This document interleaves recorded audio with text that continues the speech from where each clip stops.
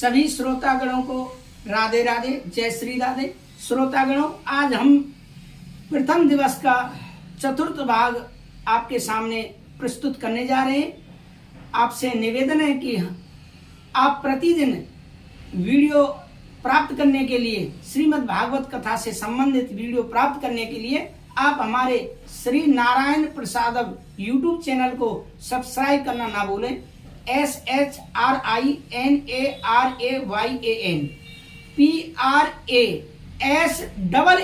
PRASAADM channel का नाम है श्री नारायण प्रसादम। यूट्यूब चैनल को सब्सक्राइब करना न भूलें, जिससे कि आपको प्रतिदिन श्रीमद् भागवत कथा के एपिसोड प्राप्त होते रहें। ये प्रथम दिवस चतुर्थ भाग हम वीडियो बनाने जा रहे हैं। आपसे निवेदन कि आप ध्यानपूर्वक सुने और एक शुद्ध आसन पर बैठ करके सुनेंगे तो जरूर आपको इसका लाभ प्राप्त होगा, ऐसा मेरा वह मत है।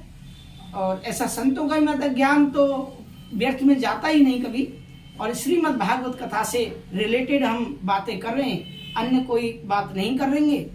ऐसा आपसे निवेदन है कि सभी हमारे YouTube चैनल को सब्सक्राइब करें। आज की कथा हम आपके सामने कहने जा रहे हैं।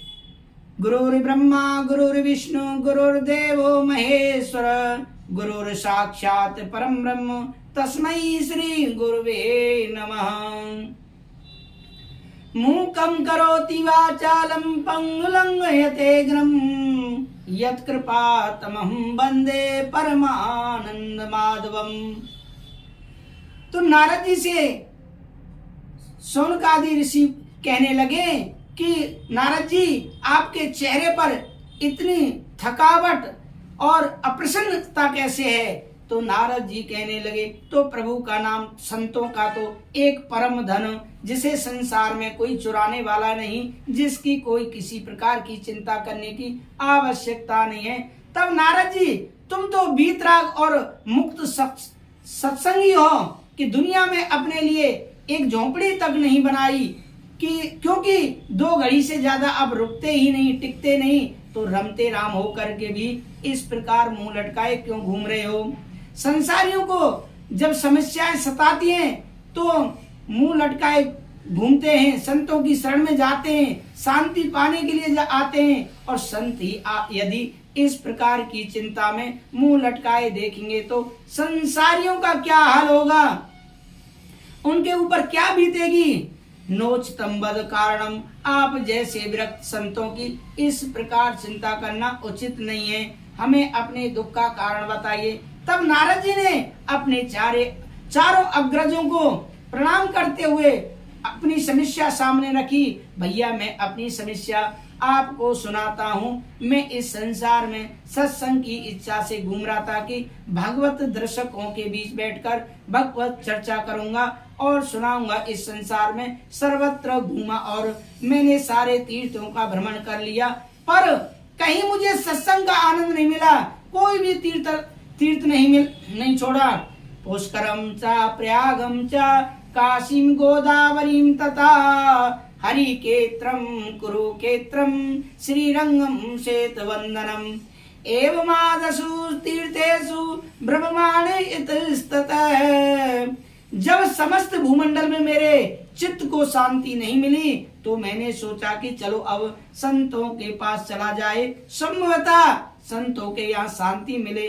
पर मैंने क्या देखा कि पाखंड निरता संत है। संत भी पाखंड परायण होते चले जा रहे हैं। पाखंड का अर्थ पापस्य खंड, पाखंड पाप का एक ही जो खंड है उसका नाम है पाखंड। उनकी परिभाषाएं बदल गई हैं कि यह बंगला किसका है? त्यागी जी महाराज का। यह बच्चे किसके हैं? ब्रह्मचारी जी महाराज के। इतना शोरगुल कहाँ हो रहा है मुनि बाबा जी के आश्रम में? ऐसी विचित्र स्थिति है। बाबा तुलसीदास जी कहते हैं, तपसी धनवंत दरिद्र ग्रही, कल कौतिक तात न जात कई।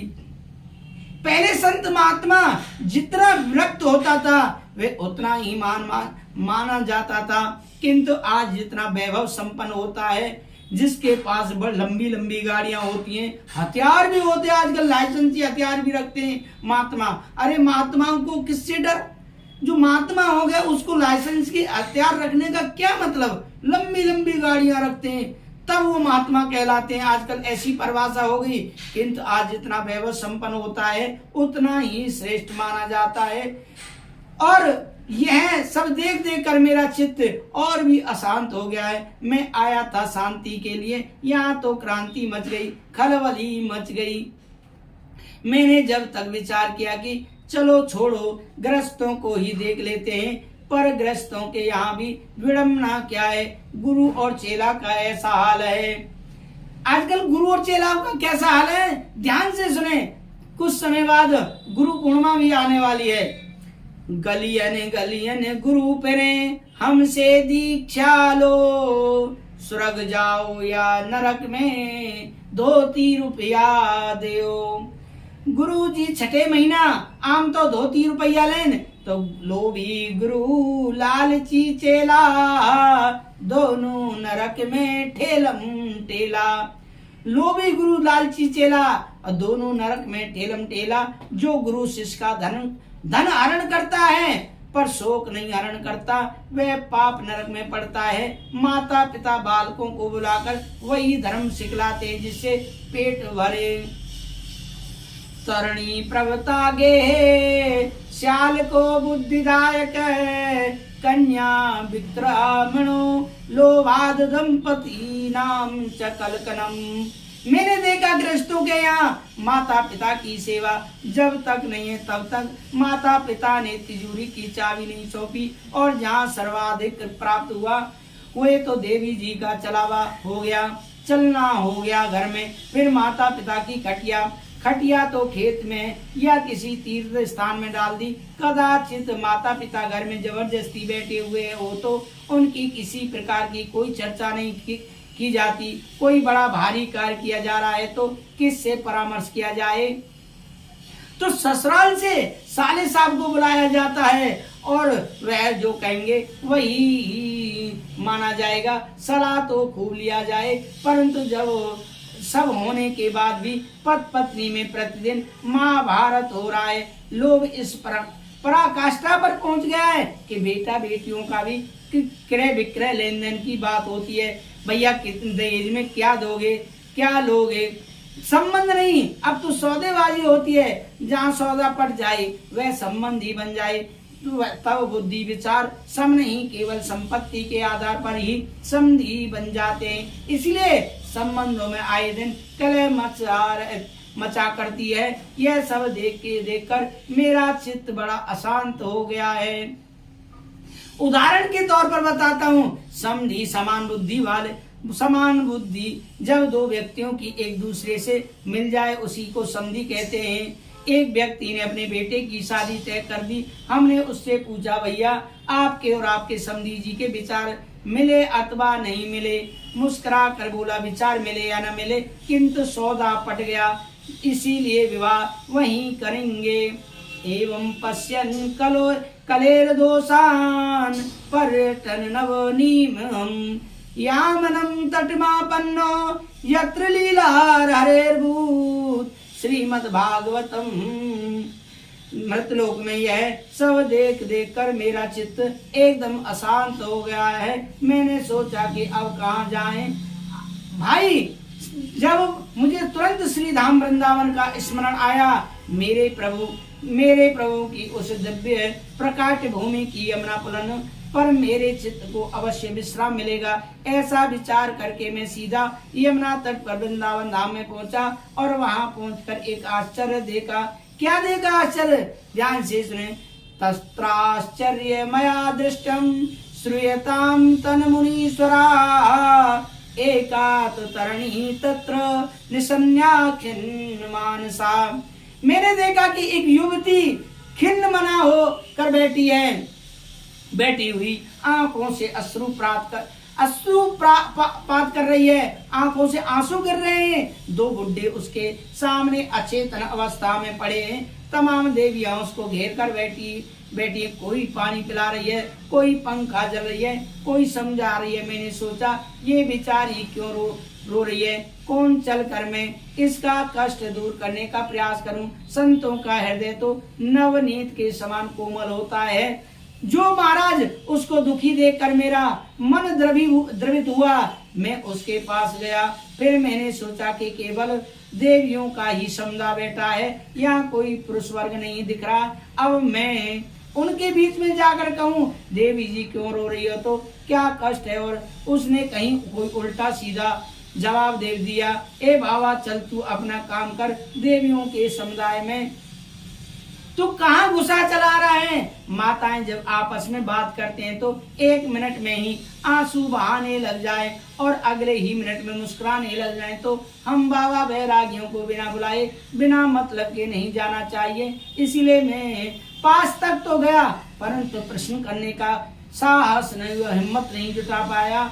जब उस देवी ने मुझे देखा तो तुरंत आवाज लगाई, महाराज जी कहाँ भाग रहे हो, 1 मिनट रुकिए तो सही। आप जैसे संतों के तो दर्शन मात्र से ही जीव के भाग्योदय हो जाते हैं। आपके दर्शन प्राप्त हुए, आपके दर्शन मात्र से जिनका दुख दूर हो जाता है। नारद जी कहते हैं भैया जब उन्होंने इस प्रकार हमें बुलाया तो हम उस देवी के पास गए और उनसे पूछा, काशी त्वंस देवी जी आप कौन है, और का विमऊ ये दोनों बुड्ढे जो पड़े हैं ये कौन है, तुम्हारे क्या लगते हैं। का इमा यह जो देवियां आपको घेर कर खड़ी हैं यह सब कौन है, और तुम रोती क्यों हो, तुम्हारे दुख का कारण क्या है, विस्तार से हमें बताओ।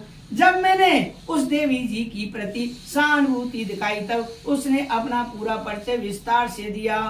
अहम भक्त रीति ख्याता इमौ में तनयो मतो ज्ञान वैराग्य नामानो काल योगेन जरो। महाराज मैं भक्ति के नाम से विख्यात हूँ। यह दोनों बुड्ढे जो मेरे सामने पड़े हैं ये दोनों मेरे बच्चे हैं। इनका ज्ञान और वैराग्य नाम है। समय की विडंबना देखो कि माँ तो नवयुवती बनी बैठी है और बच्चे दोनों ही बुढ़े हो गए।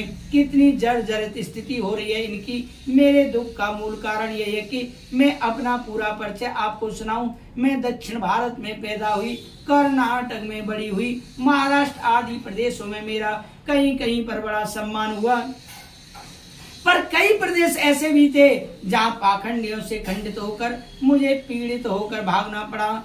इस प्रकार से अनेक देश प्रदेशों में घूमती घूमती जैसे ही मैं वृंदावन में पधारी तो इस ब्रज भूमि में आते ही नव यौवना हो गई। पर न जाने क्या हुआ कि मेरे दोनों बच्चे एकदम बुढ़े हो गए और मेरे बालकों की यह स्थिति रही तो मैं इस स्थान को छोड़ करके विदेश भाग जाऊंगी। नारद जी ने सारी स्थिति को एक क्षण में ही समझ लिया। विचार किया कि भक्ति ज्ञान वैराग्य एक दूसरे के पूरक हैं। जैसे कृतार्थ व्यक्ति भोजन करने बैठे तो ग्रास परोसे तुष्टि पुष्टि और क्षुधा निवृत्ति की प्राप्ति होती है। भूख भी मिटेगी, पेट भी भरेगा, इंद्रियों में बल भी आएगा। प्रत्येक ग्रास पर उसे यह तीनों बातें एक साथ ही प्राप्त होती हैं, अलग अलग नहीं। उसी प्रकार जो जो भगवत चरणारविंद में प्रेम बढ़ता जाएगा, भक्ति पुष्टि होती जाएगी, जो त्यों त्यों भगवान के स्वरूप का बोध, भगवान के स्वरूप का ज्ञान प्राप्त होता जाएगा, ज्ञान होता जाएगा। यह संसार की आसक्ति अपने ही आप ही चली जाएगी, सहज वैराग हो जाएगा। यह क्रियाएं अलग अलग नहीं। यदि आपके जीवन में कोरी भक्ति है और ज्ञान वैराग ठीक नहीं है तो आपकी भक्ति बांझ है। ज्ञान वैराग के बिना भक्ति अपूर्ण है। संतान के बिना माँ का मातृत्व पूर्ण नहीं। उसी प्रकार ज्ञान और वैराग भक्ति के पुत्र हैं। ज्ञान और वैराग्य के बिना भक्ति की परिपूर्णता नहीं। नारद जी ने तुरंत भक्ति माता को वचन दिया कि माँ वृंदावन को छोड़कर न जाइए, नहीं जाइए, क्योंकि आज हरि क्षेत्र में लोगों का आकर्षण विदेश की ओर है। संतों का भी जब तक 2-4 देशों का परिभ्रमण न हो जाए तब तक संत तत्व प्राप्त नहीं होता। हम भारतवासियों की दृष्टि ही कुछ ऐसी बन गई है कि चाहे वह कथावाचक हो, चाहे वो महात्मा हो, जब देश विदेशों में प्रमाणिक रूप से उनका प्रचार प्रसार हो जाता है, तब भारतीयों की दृष्टि उन पर जाती है। भक्ति मैया ने भी यही बात कही। तब नारद जी ने कहा कि माता जी ऐसा आप मत कीजिए। सतयुग, द्वापर और त्रेता में तो बड़े आनंद से आप रही, पर अब घोर कलकाल आ गया है। इस कलयुग में सब सदाचार लुप्त होता चला गया। बुद्धिमान वही है जो धैर्य पूर्वक अपने नियमों का पालन करता रहे, क्योंकि अभी तक तो फिर भी वही कुछ मंगल दिखाई पड़ रहा है, पर समय ज्यों-ज्यों बढ़ता जाएगा तो जो थोड़े बहुत शुभ कर्म दिख रहे हैं वह भी दिखाई नहीं पड़ेंगे। पर इस घोर कलकाल में भी आप इस श्री धाम वृंदावन की भूमि पर इस प्रकार से नवयुवती बनकर नाच रही हो। मैं तो कहता हूँ कि धन्य है यह ब्रजभूमि। इस कलकाल में भी आपका इतना सम्मान है। ब्रजभूमि धन्य है, ब्रजभूमि धन्य है, जहाँ पर कलकाल में भी भक्ति का इस प्रकार आदर किया जा रहा है, जहाँ आप नाच रही हैं। भक्ति मैया ने पूछा, बाबा एक बात बताओ, कलयुग यदि इतना पुष्ट है तो परीक्षित ने इसको दंड क्यों दिया? तो भगवान इसकी दंडता सहन क्यों नहीं कर रहे हैं? भगवान को तो दंड देना चाहिए। नारद जी बोले, माँ यदि आप पूछ रहे हैं तो ध्यान से सुनिए। जिस दिन गोविंद जी अपने लीला संपन्न करके परम धाम गए, उसी दिन कलयुग ने अपना पैर इस मृत्यु लोक पर जमाना प्रारंभ कर दिया। और महाराज परीक्षित जब इसे मानने के लिए उद्यत हुए तो दीनहीन होकर यह कलयुग उनकी शरण में चला गया। महाराज परीक्षित तो परम वैष्णव थे।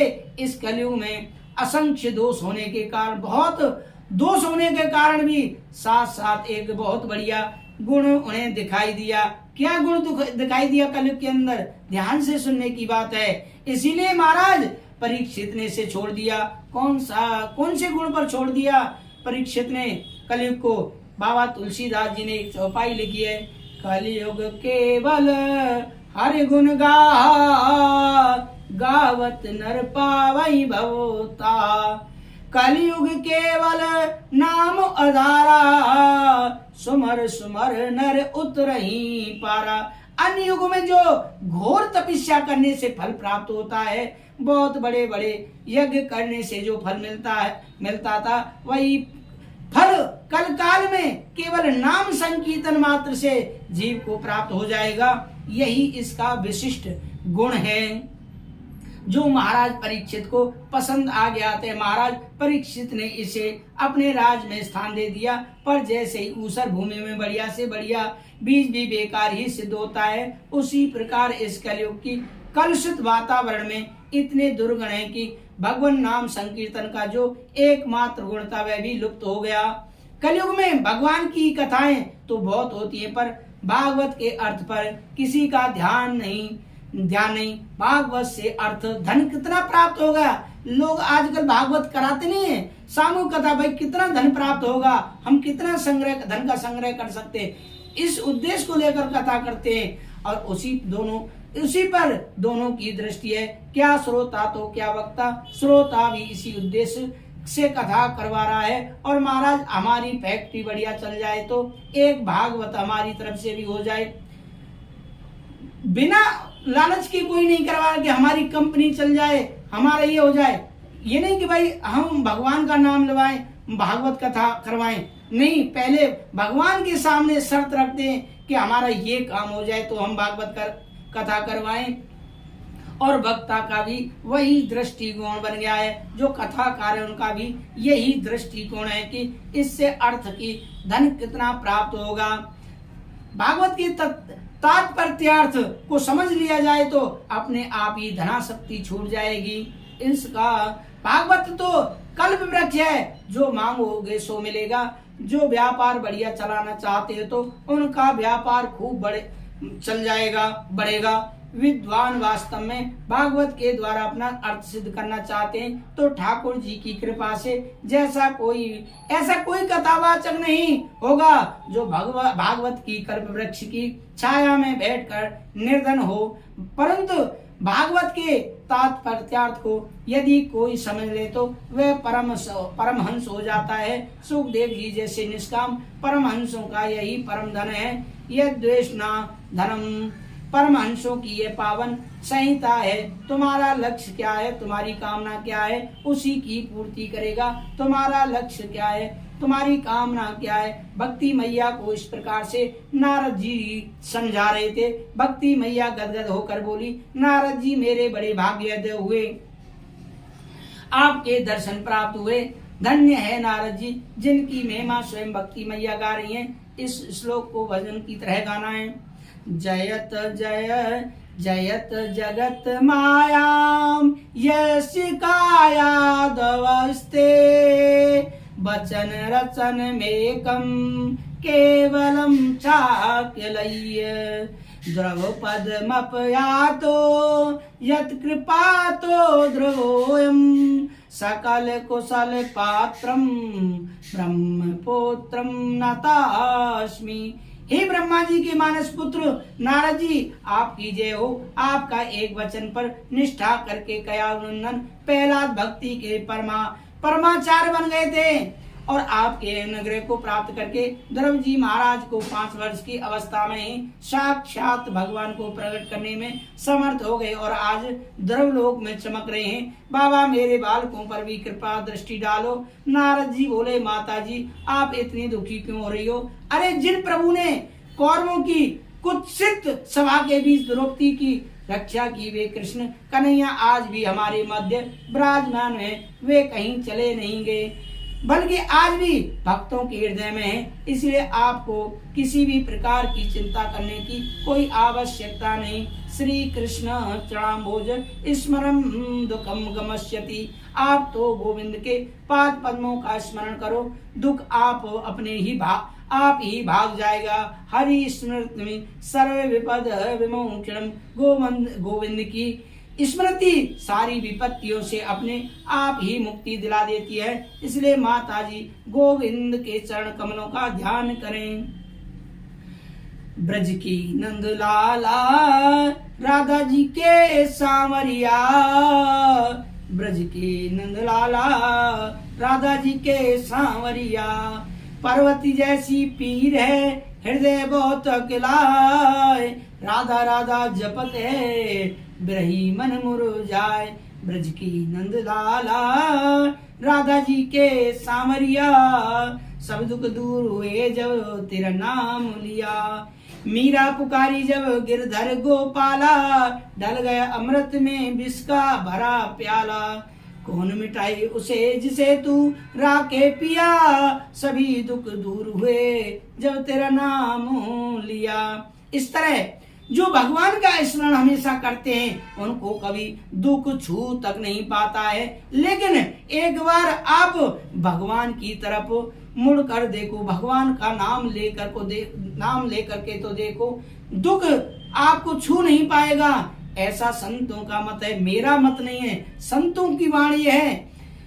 आपसे मेरा पुनः निवेदन है कि हमारे इस YouTube चैनल को लाइक करना, कमेंट करना ना भूलें और प्रतिदिन आप इसी तरह क्रम से कथा, श्रीमद् भागवत कथा के एपिसोड प्राप्त करने के लिए चैनल को सब्सक्राइब करना ना भूलें। इसी के साथ मैं विदा लेता हूँ। अमरचंद भारद्वाज, राधे राधे।